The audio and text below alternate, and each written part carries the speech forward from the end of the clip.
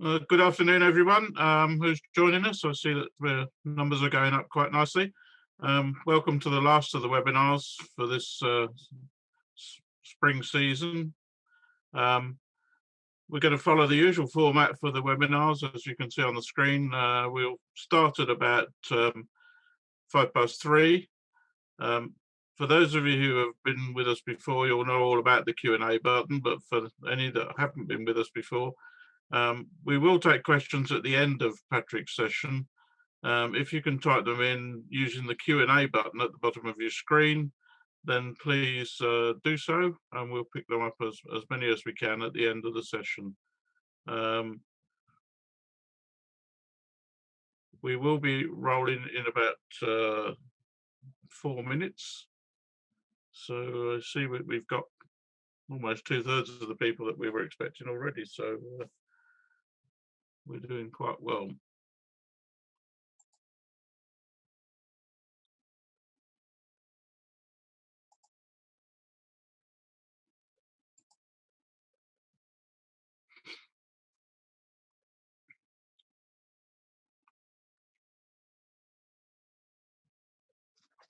As you know, Patrick, our speaker today, started out this series with some tales about his times as a Defence Attaché and his trials and tribulations in South America. I think today we're going to see something more of his normal RAF career, with his logbooks providing the background to some very interesting places that he's been and things he's done. So it's nice for Patrick to be back. Having started the series, he's now finishing it as well. In between times, we've been very fortunate in having people like Dilip Sarkar, who gave us two very interesting webinars about the few and about the cost of the battle. Paul Beaver was talking about the Fleet Air on pilots and aircrew in the battle. And then we went a little bit off piste, but nonetheless, a very interesting talk that we had from Christopher Joel about the spoils of war, in which he actually postulated some of the difficult questions about the difference between looting and actually prizes in war. So that provoked quite a lot of thought amongst our audiences. But we're back onto normal flying today, and we'll be rolling in about 2 minutes.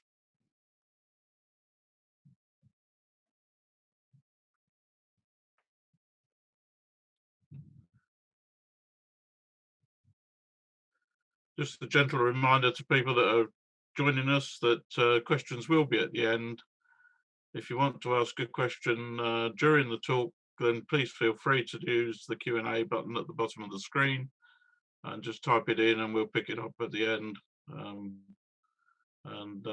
We'll get through as many as we can. We hopefully do about 10 to 15 minutes worth of questions at the end.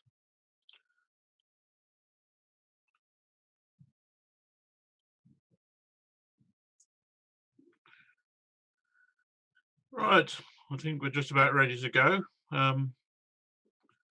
So it's my pleasure to introduce Group Captain Patrick Tootal to the wider audience that we have now. Patrick, as many of you know, is the Honorary Secretary of the Battle of Britain Memorial Trust. Prior to that, he was a County Field Officer with the British Legion, based in Kent. And prior to that, he had a long and illustrious career with the Royal Air Force, as we're about to see. The advertising picture of him that we've been using on social media will give you an idea of just how long his career has been and some of the very interesting places he's been to. So without further ado, I'll hand over to Patrick. We've got to do a little bit of technicalities, and Patrick's got to share his screen, and then we'll be up and running.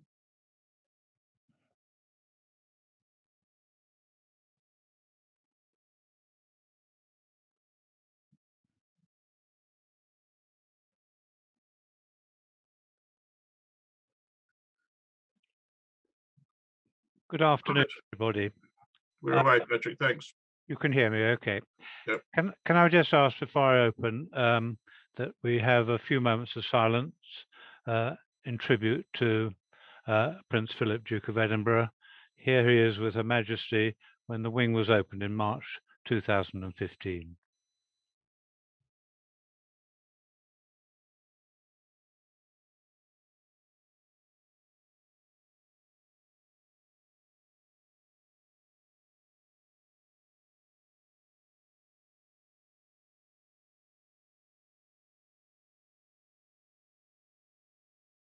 Thank you. Traveling through my logbook, sadly I've never kept a diary, but 4 years ago I was asked what I did as Honorary Secretary of the Battle of Britain Fighter Association. And I had to sort of work out, when I started everything. So I looked at my logbook, and all logbooks have a record of service because I wanted to put dates and times to everything. And as I opened the logbook, I suddenly saw some quite interesting things, and I turned through the pages, and some of the memories came back. So rather than a diary, it was quite a good jogger of the memory. And I thought they might make a nice presentation, and I just hope you'll agree. I have 3 logbooks. The top one is the pilot's flying logbook for the Royal Aero Club. That was the one that was issued, and more about that in a minute. And when I joined Cranwell in 1960, we still had the old flying book on the left there, which is the ones that Battle of Britain aircrew and World War II aircrew used. And then the RAF, in its wisdom, improved it, and that's the one on the right, where most of my flying has gone into. I started my flying career because I went to Ottershaw School, which is a lovely mansion there, which in the 1947 became a state-maintained boarding school. A report also suggested that there was a need for boarding schools for less privileged or people who couldn't afford it to have a public school education, but with boarding. And of course, then my stepfather and my mother were living in Paris, so I had to go to boarding school. I'd already been in boarding school since I was 6.5, so I was quite used to it. But as you see there, on the top picture, you can see that Cessna or whatever it is taking off, and there's Ottershaw School there. There's a lovely picture there, beautiful grounds, which as a student, as a pupil, I helped clear. And there's Fairfax Airfield. When I was there, the runway wasn't in. So the great thing about Ottershaw, it focused like Gordonston on challenges and leadership. And it was based very much, the headmaster was ex-Wycomist, and he was very keen that we should have a rounded and leadership. And Ottershaw, in fact, at one stage had more pupils joining Sandhurst, Dartmouth, and Camberley than any Cranwell than any other school in the land. Anyway, I joined the ATC squadron, which was a boarding school squadron, which was very rare in those days. Rose to cadet warrant officer, and I was awarded a flying scholarship. And for once, in its wisdom, the Air Force said, "Well, we'll send you to the flying school at Fair Oaks, which is just down the road." And the headmaster said, "Okay, Patrick, whilst in your summer holidays, you can stay at school, fed and watered, at no cost." So that was brilliant. And here I am shortly after my first solo in a Tiger Moth, looking very much like Snoopy and the Red Baron. And that was my first instructional flight. And here we go in my logbook. This is the Royal Aero Club one, exercise 13, which is self on your own. Quite interesting when you first climb into an aeroplane, there's no one in the back nagging you. But it was quite interesting. You do one circuit. I actually got down with not too many bumps and taxied to a halt. You'll see from the timing on the right there that it was fairly short, sharp, end of the beginning of the summer term and rattling through the flights. So interesting from Tom Neal's book, Gun Button to Fire, we converted onto Tiger Moss, which set me back a bit. And then when I was beginning to despair, weather changed and everything clicked into place. And I took to the air on my own on the 20th of April after 16 hours. I did mine in a few less hours than that, but it came to the fact that I was doing it day after day. So I think the whole course took me about 3 weeks to get a private pilot's license. One interesting bit was a land away across country, you do it dual, and then you do it solo to get your license. And Fair Oaks is down here where you can see the button. And then I had to go up to Kidlington, land, go to the tower and get my chitty signed. Then there's a dogleg back through Grove Disused Airfield down to Fair Oaks. Now, as I took off from Kidlington, all the 16 hours in the logbook, I went into cloud, and no one had told me about cloud. So I just put the stick forward, dived down, and as I came out of cloud, I was heading due west. By this time, my map had finished there. I learned a lesson from that. So I carried straight on, not really knowing what to do with all my few hours of flying. Sorry, I'll go back a bit on that one. And I went straight over Bryce Norton, which was a US Air Force base, a nuclear base. I was getting red berries all over the place. And one thing of Tiger Moth, you never landed on concrete because it had no brakes and just a tail skid. And just as I passed Bryce Norton, I saw some helicopters hovering over a big green field. And so I really went over the station circle, landed, taxied in, and realized I had landed at South Cerney. Immediately, the station commander came out, and I said, I don't know where I am. And he said, no, you don't say you're lost. Just say you're temporarily unsure of your position, and you check to land. Beautiful character. He then arranged, I was picked up by the flying club in a Taylorcraft and flown back. I paid to resit and eventually got my pilot's license. There you are. To prove it, I had it, and I was still not yet 18, which was quite nice. So I learned to actually drive a car about 3 years later. Because my father was so pleased with me getting a flying scholarship, he actually gave me some money. So while at Fair Oaks, I then did a quick conversion to get an Auster into my logbook. Leaving school, halfway through A-levels, I took the Civil Service Commissioner's exam, because if I'd stayed on for A-levels, I'd never have qualified, even if I got them. So I arrived at Cranwell, and here we are. Those were the days, lots more there. And moved on. What was happening then, and you recognize the picture on the left there, when I was incredibly young and handsome, we were told that because we were going to do ab initio on the Jet Provost, the first year we'd do no flying. And as flight cadets, we thought that was a bit unfair. So the more vociferous of our entry went up to the assistant commandant and said, this is not fair, sir. So he said, okay, fine. And he actually got some chipmunks flown in. That was actually one actually at North Airfield. And we started doing flying. And it was initially, it was all air experience. And we all thought this is a bit, we're not ATC cadets anymore. So then the commandant made a very, this is before getting RAF training or anything, said, oh, all those who've got flying scholarships can go solo. And so I then spent some time flying North Airfield solo, which was quite unusual. As we introduced the Jet Provost, there were some publicity photos. So there's me with Mike Wright, my instructor, and we appeared in the Airman, and that picture was in the Airman and the Ladybird book. So I'm quite proud of being in a Ladybird book. So moving on, we did the Jet Provost course. My graduation with King Hussein was the reviewing officer, and there's to qualify the Royal Air Force flying badge. And note it's a badge, not a brevet.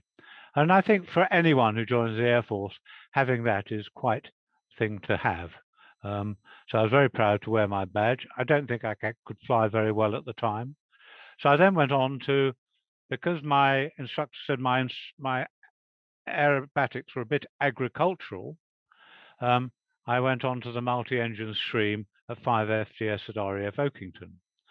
And that was the interesting, you can see in the dates there, it was the bad winter of 63. We were still really pilot officers out of Cranwell, and most of the instructors still treated us as cadets. So as it was all iced up, we were then charged to go and dig up the ice with picks until the station works officer said, stop ruining my concrete. So we were able to retire to the bar, which was quite nice. as ever, courses in the Air Force never run or never in sequence. So I had to wait before I was going to Thorney Island to do the Hastings co-pilot course. And the new OC flying there was Group Captain Stan von Zielak.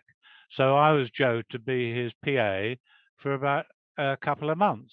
And it's fascinating to sort of, the legend of the Polish airman who went on, he became the most senior ex-Pole or Polish Air Force officer in the Air Force as a group captain. A great man. The Polish officer corps, when they're off duty, they say we're all equals. Don't call me sir. He used to call me boy. I still kept calling him sir. But a fascinating character. I duly arrived at 242 OCU Thorney Island for the first of 3 courses I was ventured to do there. The first one I flew was the 561, and that was a Hastings Mark 1A. You see, it's got tip tanks there, and they're real beasts to fly. While we were on the course, we looked out of the crew room to see the aeroplane at top left skidding across the airfield. The big problem when you do roller landings, you have to change controls because new aircrew are not allowed to roll the aircraft, the instructor in the right-hand seat to do it. There was a bit of a foul up and they had to pull the undercarriage up to stop it. So that was the first course I did. My instructor there was a chap called White, known as Chalky, like all of them are. And he flew most of the sorties on the Berlin airlift. And he never got a gong for it. And there was some criticism of the Berlin airlift because it was all truckies, they didn't give out gongs. I think Chalky should at least got an AFC out of it. I also did first solo after 11 aircraft. Now, ask the question, how do you go solo on a multi-crew aeroplane? Well, it's done. What happens is they put 2 co-pilots because you couldn't fly it solo in the right-hand seat. You jumped across to the left-hand seat. There's another co-pilot in the back, and then you had some shivering qualified engineers and loadmasters at the back, frightened stiff. Those 2 sprogs started doing circuits and bumps in it. And there were more bumps than circuits. But off I went solo at 11 hours, and quite nice. And then I became a co-pilot on 24 Squadron at RAF College, which is near Bath. Those are the days you'd go into uniform, into the bars and all the rest, and everything was very relaxed. And in fact, I did my driving test in Bath, and they said, go down in your uniform because they're all ex-Air Force and you'll pass if you're wearing your uniform. Always nice to be invited by the instructor as I got to my car. Can you see that number plate over there when you've got a set of RAF wings on your chest? But that question had to be asked. An interesting time as a co-pilot on Hastings was the military-sponsored air service. That was during the Cold War days when they had to keep the air service into Berlin open, even though it was getting dangerous for passengers. So the Air Force had a small team of captain, co-pilot, and navigators to be qualified on the Viscount. And that one at the top left, I actually flew as a first officer doing my checkout on it at Stansted. And then I also flew it to Dusseldorf and return with Captain Brookbank. It was quite interesting because there was quite a crisis while I was doing my last tour in it. We used to be based in Berlin in the Bristol Hotel Kapinski Hotel on 44 Deutschmarks a night, which was unheard of for an RAF crew to have that sort of subsistence. And we used to fly up the corridors as standing between the seats. They wouldn't just allow us to sit down in the seats, but we just observed. And that was an interesting time, but it's quite strange because what would have happened, like they had, you can see on the right, there was a lot of activity by the East German Air Force when the West Germans had their first Reichstag meeting in the old Reichstag meeting. And that caused a lot of tension. So all the approaches into Tempelhof and Tegel were all being buzzed. And it was interesting, on one flight, the captain had a DFC and an AFC on his chest and his 4 rings. And he said, I'll teach these so-and-sos. So he approached Tempelhof at just above stalling speed. And of course, all these MiGs couldn't keep up, and so they'd wallow away. But we were actually held back and nearly had to fly And it would have been interesting to climb into the aeroplane, but we had to keep, if they stopped flying, they wouldn't allow us to keep the air service, the civilian air service going in. Another important thing as a co-pilot was 14th of March. I went with my captain, John Landew. We were the first Hastings to go into Cairo West since 56, when, of course, we had the Suez crisis, and they just opened up diplomatic relations, and we were flying into Cairo with Her Majesty's ambassador as furniture. Dear old chap met us on the tarmac and said, "Welcome to Cairo. Can I take you to the bar and give you a drink?" As we were going to fly on to Cormaxa and Aden, we thought we'd decline that. But what was interesting, we had a very young flight engineer with us who was saying, "Oh, I don't want these Egyptians filling up my aeroplane." And he was sort of flapping about a bit. And the Shell Egyptian man said, "Sonny, go and have a cup of coffee. I've been refueling Hastings since before you were born." This was a crucial flight on this particular aeroplane. This is a Mark II Hastings, and we had a mixture of 1As, which I showed you initially with the tip tank. The Mark II was much improved handling because the tailplane was slightly lower and was not quite at bind to land.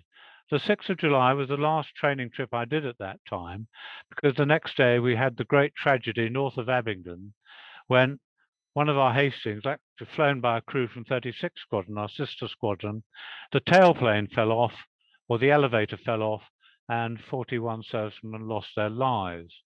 What had happened was Hastings were going back to be refurbished, but what they didn't check were these hinges there, and what these hinges were 4 bolts into the back of the tailplane, and they'd corroded. And of course that night I was going into night fly, and they said, "No, we've closed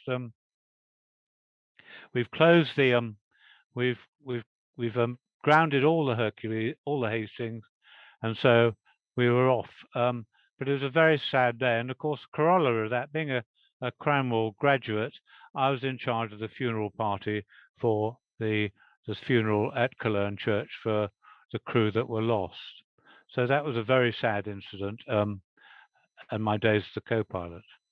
On the plus side there, they said, "With all this aircrew, what do you want to do?" Luckily, I was able to flash my chipmunk qualifications. And what had happened, because Cologne had closed as an active transport airfield and was in the sort of start of the southwest, they flew in all the AEF chipmunks in, and all the camps from sort of in the southeast, southwest, were being flown into or being dropped off at Cologne to do their air experience. So over that summer, I had 50 hours flying ATC cadets. Quite interesting. One cadet said, "You always ask them, do you want to do aerobatics?" And he said no. And I said, "What else don't you want to do?" So "I don't want to do any turns." So I had to tell him that I had to do at least one turn to get back to the airfield. But it was a fascinating time and a lovely summer. So back down to Thorney Island, do the captain's conversion, and rejoin 24 Squadron, which is a good time as well. And it was nice. I'd spent 8 years on 24 Squadron. And I'd just been a brand new captain, and I was doing a flight to Malta. I wasn't passenger qualified. I was still a C, a D category, which meant you couldn't fly passengers at the time.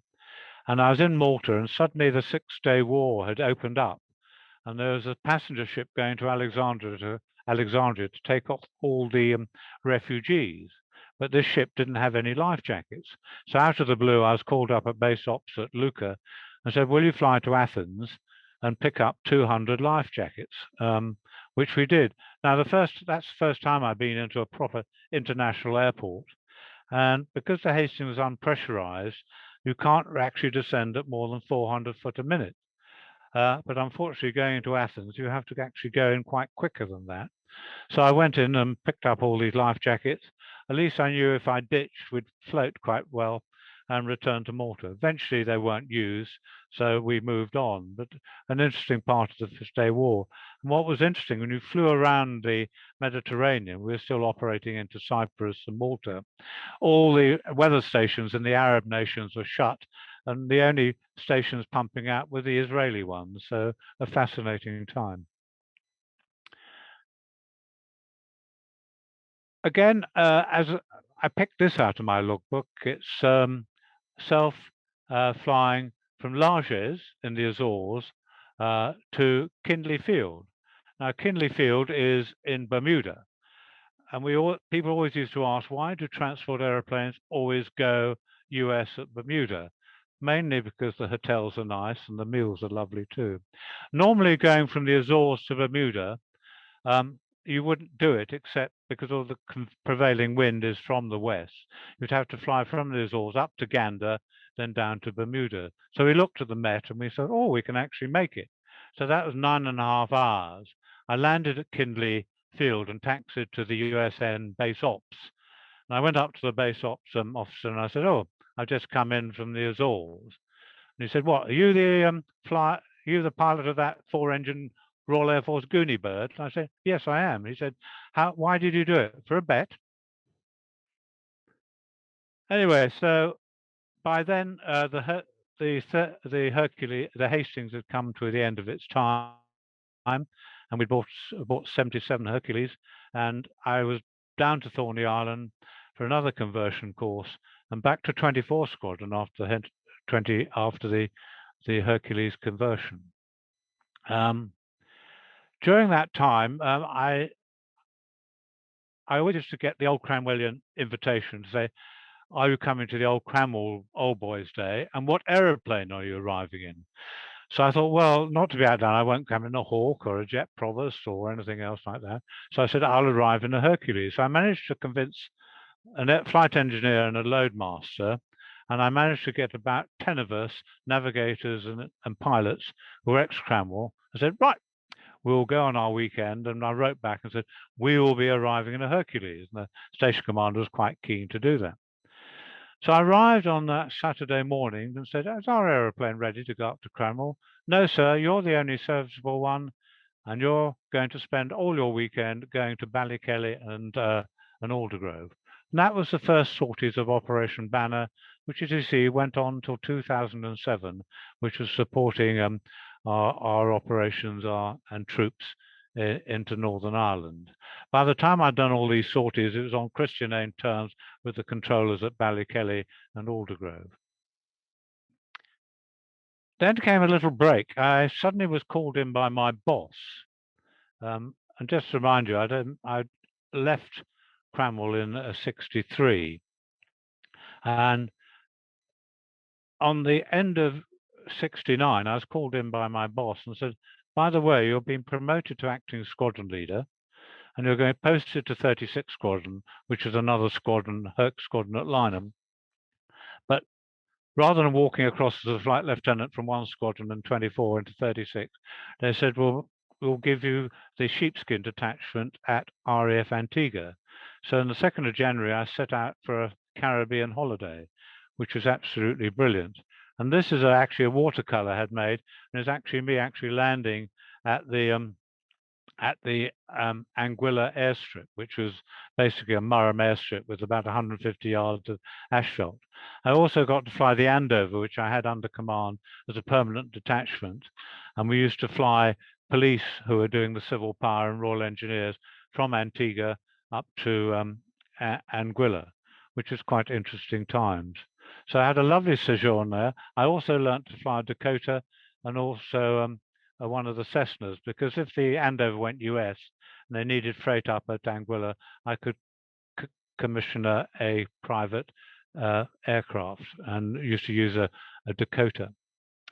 Back from the sunshine and flight commander at 36 Squadron, which is just moving. I moved about 20 yards down the road to another crew room.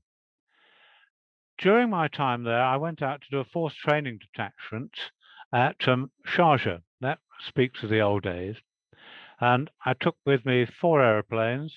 We went to Sharjah And we also had a company of paras, and we were doing low-level cross countries, dropping them at DZs, going into the up country fields in the Emirates. Anyway, one night, just as we were going to return, I was lying in the mess, and suddenly someone came up to me and said, "Can you read these top secret signals?"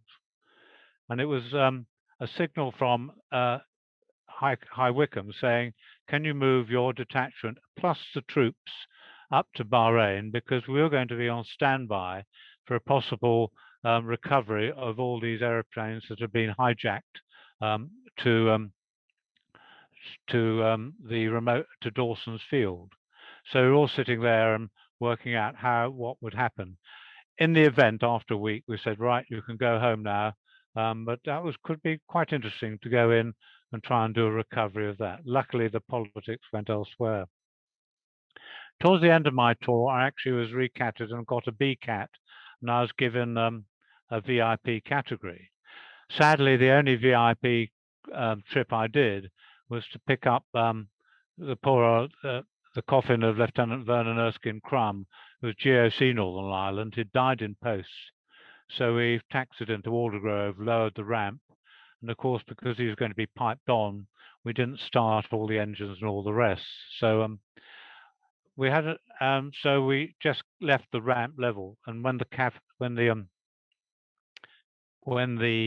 coffin was in after the thing, we pumped the ramp shut, and then quickly did one of these emergency starts where you start the GGC, bang all 4 of the start levers, and just hope nothing hangs up. You then taxi around the corner and do all the checks before you get off. So one sad thing about that was, of course, we're picking up his car, his personal effects, and also his Labrador. So the loadmaster came out and said, "Oh, what about the dog?" And I said, "Put the dog on board, my decision." So I landed at Lynham to be hauled in front of my boss, who was smiling at me. And he said, "By the way, you've upset Wing Commander UK MAMS because you've illegally imported a dog into the United Kingdom." And I said, "No, I haven't, because Northern Ireland, as far as I knew, was still in the United Kingdom. So, let's get on with it." And because the rules at the time at the Air Force said the only dogs that can travel on RAF aeroplanes are police dogs, and they come as the passenger, and the handler comes as the supernumerary. Anyway, so that was the end of my time there. Well, no, it wasn't quite, because I was then the 36th Squadron Detachment Commander when we did a force training exercise out of Pisa. That was very sad as well. We'd just been thrown out of El Adam to do force training. So the Italian Air Force office at Pisa, to cut a long story short, there are all sorts of errors were made there, but the 4th crew taking off flew into the sea in the early dawn, and the loss of some Italian paratroopers is still remembered today. But it was quite a sad event, that. And what was sad was the actual accident was reported back on Radio 4 before we'd actually made the report that we'd actually lost a crew. And my American exchange officer, I tasked to go and search for the crew. And eventually, after 2 hours, he saw one of the tip tanks there bobbing up in the sea. But I then had to lead a formation towards the end to get everyone back on their feet. So I led a stream of 7 down to Sardinia. We did a successful drop with the Italian paratroopers, and at least the exercise ended in a moderate success. But it's still remembered every year this day. Finished my time there, and there we are. Quite a valuable piece of kit. This is the Transport Command Aircrew Cat card. No E categories, and then D, Master Green, and a VIP endorsement. So it's a good end of tour. And that was it, the VIP. Time is on, so we go through the boring bits. The staff jobs, I won't go into those. We've probably heard about those. Then, after coming back from Hong Kong, I was told I could do the air warfare course. We had no multi-engine training then, so I went to Hamble to do a multi-engine course there. Very different. You go out to the aeroplane with a key, start the engine with a key. Most of the instructors were ex-Hastings OCU. So I had a chap called Jacko Jackson, who said to me, he said, they'll make anyone a wing commander these days. And I said, thank you very much, Jacko. But just as before I took over 70 Squadron, I had to had a bit of spare time to kill. So there's an emergency flight to Gibraltar. Gibraltar is one of the airfields that you can't go until you've been. It means that you've got to be screened in before you can go there on your own. So every time I was screened in on a Hastings or a Hercules, the weather was like this. But when the wind starts coming from over there, from Morocco, the wind turbulence there is quite ferocious. And on this particular, on the 29th of July, it was very hairy indeed. So the best way is to approach from down here, and you sort of come out and you sort of do a quick right-hand turn to land, because it misses all the turbulence. A Trident BA followed me in, and I thought he was going to go off the end of the runway. He'd already overshot once. And when they all got out, I'd never seen so many cigarettes being smoked in all my life. So I arrived at 70 Squadron for a couple of years. I spent most of the time, not really logbook related, doing detachments. One in Colwezi, where we took a detachment of a VC-10 and 5 Hercules, and I was the detachment commander. Quite an interesting time, because when I got out there, I was asked to find out what had happened to any British nationals. And this is an extract from Hansard on the 22nd of May. An RAF officer who was sent there yesterday, as soon as the first information about British loss of wildlife received, has reported that he has firmly established the deaths of the 3 of those concerned. So that was getting a bit involved in politics. And you can imagine arriving at an airport in Zambia, nothing had been prepared, nothing had been booked by the High Commission, but we were there for 7 days and all came home. The next one, I was then farmed out as detachment commander in Cyprus to command the VC-10 and 4 Hercules, evacuating Tehran when the Ayatollah arrived back. Again, that is very much a different story. But my last sort of trip was going to Honolulu in 1979, March 79. The Hawaiian government had just opened the Reef runway, and I was flying in from McClellan, doing the westabout route, a route which reinforced Hong Kong. Instead of going through the Middle East, you go through the Pacific, the westabout route. And they're very proud of this runway, and they said, do you want to land on the Reef runway? I said, yes, if I must. And in a Hercules, you probably finish, about a third of the way up. And then it takes you about half an hour to taxi to Hickam Air Force Base, which is over there. And then part of that route, and people have seen the film of Midway, Henderson Field, and 180 miles out, you actually have to call up base ops and say, will you move the Goonie birds? And these are these special albatross, which like sitting on the warm runway. Before you land, the naval people have to go and lift all these Goonie birds and put them onto the side of the runway. And then the final thing on the westabout route is arriving at Hong Kong. Now, this is not today's Hong Kong airfield. This is the old Kai Tak. This is the second runway. You can't have been until you've been, sort of. Can't go until you've been. And there we are. You had to come in, fly virtually at 90 degrees to the runway till you hit the checkerboard, and then hit it right and fly in and land. Again, quite interesting. And in bad weather, of course, your decision height is you've got to see the checkerboard. If you don't see the checkerboard at decision height, you really have to whack the throttles on, and really get out of it. More boring times. And coming very shortly to the end now, I see I've got a bit of time.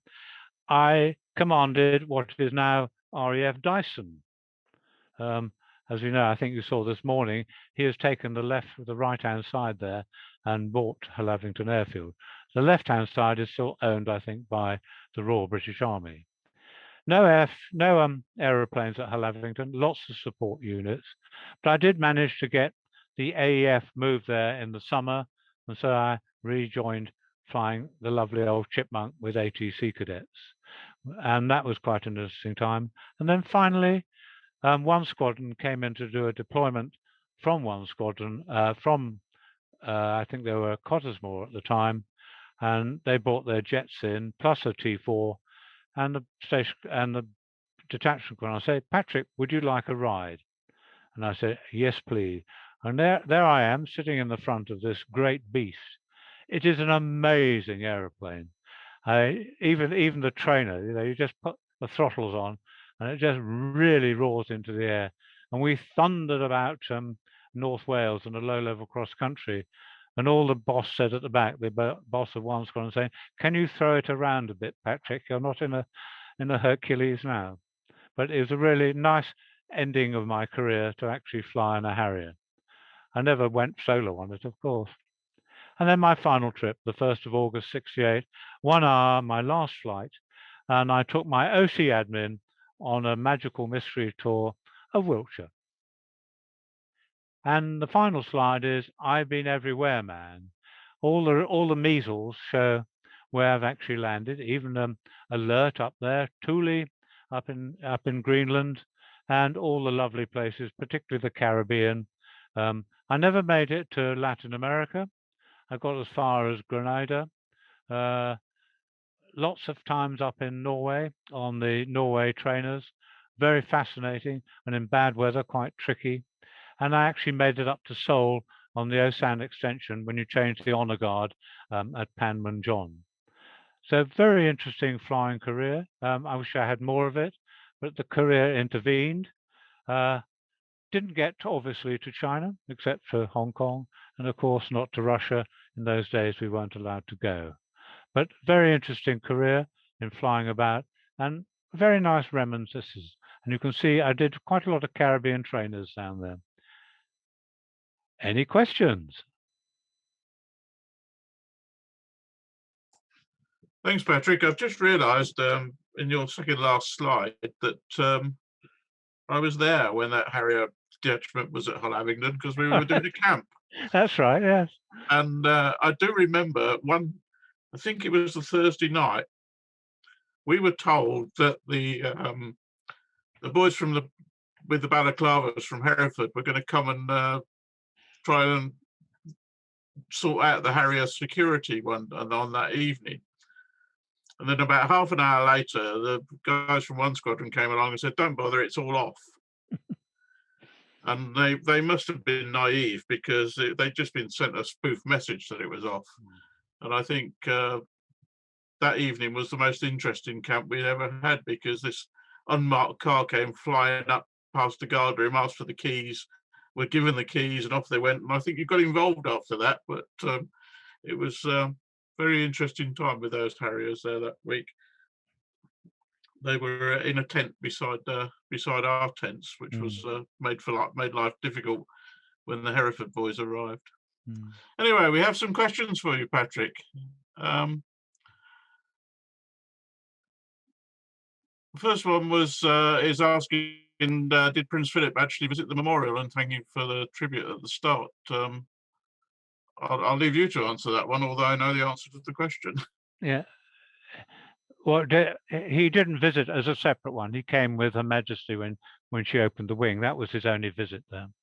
Yeah, it was a very horrible day, and my lasting memory of that is he went out to talk to the school kids from the local primary school, who were all standing there in their do-it-yourself poncho plastic bag kits, and he spent a lot of time chatting to them, as he did, and his parting shot was, "Bloody wet here, isn't it?" Which was yeah. No, he also I got a complaint on that and said, "Why are you allowing all the children to stand in the rain?" I said, "It wasn't my decision." But he was brilliant at that. He chatted to everybody, didn't he? Yeah, he was. Right. Another question. What's the standout memory from your career that you're most proud of? Oh dear. Yeah. I suppose really I was quite proud that, I was getting promoted to squadron leader so young, particularly as a truckie. I mean, we know that truckies will never inherit the Air Force. And, to be suddenly called in and virtually my third tour as, after training, and said, "You're now being promoted to acting squadron leader and command a Herc flight," I thought was I was quite proud of that, actually. And I got the odd snide comment, God, they're promoting anyone these days. So you go with the flow. I think that was that. I think, to be promoted that young was quite interesting. Another one from Clive Gowler. Great presentation, thank you. Could you give an insight into the changes you encountered as regards navigation techniques and systems throughout your career? Yes, on the Hastings, we used to cross the Atlantic with a Loran A, which never worked.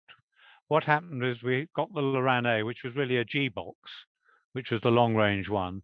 It never worked at Cologne. They were plugged in where the G box was.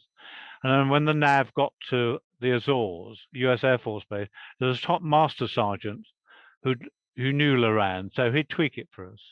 But most of the time we flew across on dead reckoning, big beacons. There used to be a big console station in Brittany where you could pick up about 1,000 miles out into the Atlantic. And also you had ocean weather stations, which had a NDB, a non-directional beacon on it.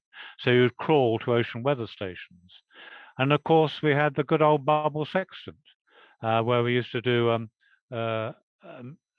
star shots at night, but mostly by day we'd do sun shots, and we did everything by a lot of DR. And it's only in the last 200 miles when you picked up an NDB to Gander, and we had a very basic system of instrument landing. Then you go right across. Going to the Viscount was interesting. Firstly, we had VHF radio, because when I joined Hastings, you had a signaler and needed all the radio. So you used to go SIGI to intercom, call downwind, and then you'd go Cologne Tower downwind. It's very long-winded about it. And then when we had to update our frequencies, we actually got a VHF box up the front, which the humble co-pilot could actually use the radio, which was quite fun. And then, of course, we went across gradually. Hastings got the Doppler navigator, which we used for low-level cross countries, which was quite useful, but when it worked. And then, of course, we got into the Hercules, and you had things like TACAN, which is very useful. Also, a very good Doppler box. You had weather radar, which was quite good for navigation as well. It was after my time did the sat navs come in, but you found if you had a good Doppler box and a good navigator, you could get everywhere. Thank you. Question from Deborah Burns. We all know Deborah. Hello, Deborah. How are you? Hi, Deborah. Asking why you went to the Azores. She understood that you went to the Azores and then Bermuda, but why the Azores? Mainly we were on a Caribbean trainer.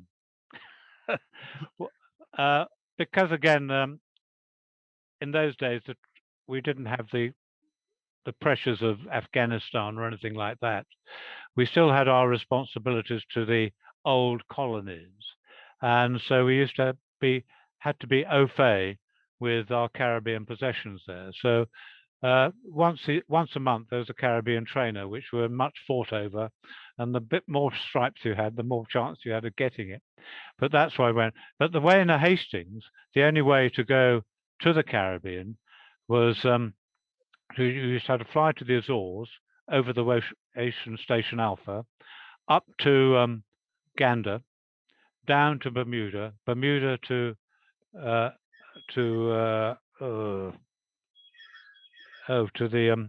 then to the Caribbean islands. But why we did that also, we had to reinforce. Belize had a short runway then. It's now got an international runway. So what would happen is all the Britannias would fly the troops to exchange into I'm trying to think of it, into the Caribbean, and then we'd go and ferry them across around Cuba into Belize. So that's why we did quite a lot of Caribbean work. I guess it was fuel as well, wasn't it, Patrick? Oh yeah, that's the problem. You could just about do the Azores to Bermuda if you didn't have a headwind. So the summer I was able to do that, but it was nine hours 9 hours, 7 minutes, which is a long time at 300 true. Nice little comment from Tessa, not a question, but thanking you, Patrick. Question from John Gibbon, did you continue to fly after leaving the Air Force? No, I was silly because just before I went out to Madrid as an Air Attaché, I thought, oh, I better update my PPL, which was somewhat old by then. And I checked with the CIA and said, so long as you reset law, we'll extend your PPL. So, you know, if I had the chance, I could do it. Alas, I had to do the attaché course at short notice, so I never got up to Bicester, to the RAF gliding site there, to actually retake law. So it lapsed and I never got back into it. And when the Queen is not paying for your fuel, it gets quite expensive. Clive was asking the same question, so I hope the question's been answered for you, Clive. And this looks like the final one from John Pierce. Had to be the final one, this one, didn't it? What was your most hair-raising experience whilst in flight? Oh, whilst in flight.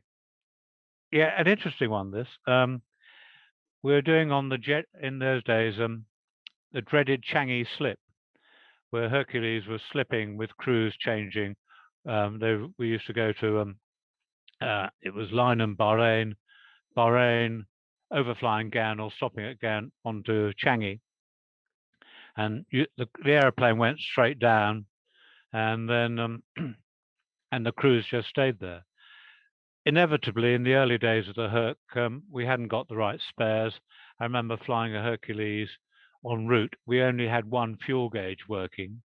So what we did every time we did the engineers' fuel checks, we had all the fuel gauges out and swapped the serviceable around along the 8 tanks to check the reading. It was pretty academic because we know a Herc just uses 5,000 pounds an hour in virtually any configuration. So, but we had to do it because the transport examiner said you must keep the fuel log going. But I was coming back slow because the whole slip had fallen foul of some unserviceabilities. So I picked up an aeroplane from Changi, which had no autopilot. Mainly what had happened, all the operational aeroplanes were fitted with autopilots because of the delays, because it had a British autopilot, an American aeroplane. They suddenly, to keep the slip going, they had to put in OCU aeroplanes, which didn't have autopilots. And I picked up a Changi one without autopilot. So I thought, I'm not going to fly 11 hours to Bahrain manually with a co-pilot without a stop. So I said, I'll do quick 2 high-speed cruises, stopped at Gan in the Indian Ocean and refueled. Well, we arrived at Bahrain, and luckily there was a transport command examiner there. And when I and my co-pilot got off, he said, I've never seen too many knackered aircrew in my life, you know, because a Herc at 24,000 feet, you can't trim it out to fly straight and level. It will, but you continually got to play with it to keep it safe. So anyway, I then picked up another airplane, which was quite good. And it was 5 o'clock in the morning. No, sorry, it was 10 o'clock at night. We took off and we headed on the Cento route, which you go over Tehran. And we'd been at 24,000 feet going into a lot of dank cloud. There are no thunderstorms or anything. It was just dank and horrid. And we're just going over, just past Tehran, about to turn on Van to go through Turkey, when suddenly the fire warning light went on. But it wasn't the 4 master ones, the T's above the thing, which were engines. It was a gas turbine compressor, which had been switched off since before you take off. And I thought, well, it must be all the wet's got into the micro switch. So I had a couple of training engineers, supernumerary. So I said, go and feel the bulkhead to see if it's getting hot. Because when I asked Nav, can I have the checklist for fire in the gas turbine compressor? He said, switch off all 4 engines and call for a fire truck. I thought 24,000 feet, that'd be quite difficult. So anyway, I thought, well, it must be spurious because nothing was getting hot and there was no smell of fume. So immediately I declared a mayday and said I'd divert into Akrotiri. So I diverted into Akrotiri. It proved to be a faulty micro switch. And then, of course, if you're on a slip, everyone keeps flying over you. And so we had to sit at Akrotiri for 6 days, which was nice. So we visited the Kio factory, and we went to the beaches, and we went to Paphos. So it was quite a good break, but I really want to get back to Command Squadron. Right. I think that's the last question we've got for you. Maybe we've got another one crept in. Oh, we've had another 2 or 3 crept in. But what's the role of Cranwell today? I think everything's done at Cranwell now. I mean, all the officer training is being done there now. I think a lot of other training, I think they've sort of concentrated. I mean, if ever any money is spent, I mean, a lot of money has been spent on Cranwell. And I think it is now this centre of excellence for the Royal Air Force. And a lot of training has been done there and all the rest. I think the role will be there. I think it's important that you have a college with all its ethos, although it's not as 3 years as a flight cadet, it still has that. I always remember the lovely Ken Hare. We were doing the air warfare course together, and he said, "Patrick, whenever I come back here, I always have to salute everything, because when you spent 3 years going around saluting everything, even paving stones, I mean, it was I think all services like Dartmouth is still there, Sandhurst is still there. I think while we have 3 separate services for young men and women to train at a place like Cranwell, Sandhurst, or Dartmouth, I think it's a very good start if you're going to make a service career. We have a comment from Albridge or Obridge. Very interesting talk. Whoever Obridge is, he was at Cranwell from 55 to 58 in the tutorial wing. So, all right, that's before we got Trenchard House, isn't it? Yeah. This will be the last question from John Bushby. I'm sure you enjoyed your flying career. Do you feel that it must have been the golden era of a flight at the time you were flying? Oh, I think definitely. I mean, I have a great respect. I was a Cold War warrior. You know, we were practicing for a war, which luckily never happened. You still had a bit of the flying club attitude in crew rooms. I mean, in Hastings, we never flew at night unless we had to, because we didn't have the age to do it. But it was the golden era where, you know, you could do, there was a lot of training flights. We did a lot of famine relief, tremendous amount in Nepal, in Ethiopia, Sahel in the North Africa and all the rest. We did a lot of good works, which got our country and the Air Force a lot of kudos. But we didn't have the stresses of Afghanistan or anything like that. Which so it was a golden era, and I can say that time it was the best flying club in the world. I think with that, Patrick, we'll say a very grateful thanks to you for yet another interesting talk. We've learned a lot more about the world and places that you've been to. For those of you who've been with us since last year, I think we started this. No, January we started it, yeah. Thank you for joining our webinars. You would have seen up on the screen a little bit earlier a little advert for the Men of the Battle supplement. There are some offers going on with the supplement, together with the 3rd edition of the full book. The 2 are complimentary. If you are interested in obtaining that, then go to the shop on the website, or email us at inquiries@battleofbritainmemorial.org. Sorry, but we do hope that we might be able to be meeting face to face for the next set of talks, but we might do some more webinars as well in between it. But certainly for the summer, we've been looking forward to seeing you all down at Capel de Fern. The plan at the moment, if the government roadmap holds, is that the memorial and the wing and the car park and everything that's there will be fully open on the 19th of May. That's Wednesday, the 19th of May. And we will be, for the first month up until early June, we'll only be open from Wednesday till Sunday, inclusive. From the June date onwards, we will be open 7 days a week. When we are open, normal opening times 10 till 5. So do come and join us. And there's some things happen down at the memorial, even when we've been closed. So there are some new things to see. So once again, Patrick, thank you very much. Thanks, Andy. Thank you to all of you who have joined us. There's the final slide. As always, we've had a pretty torrid time during the lockdown. We do need to keep our coffers full. They're a bit drained at the moment. So if you are interested in donating, there's all sorts of ways. There's one set on the screen there, or you can go to the website and use the Just Giving sign as well. So with that, we look forward to seeing you in the summer. Thank you once again, Patrick, and Thank you. enjoy your unlocking. Yeah. Everyone. Yeah.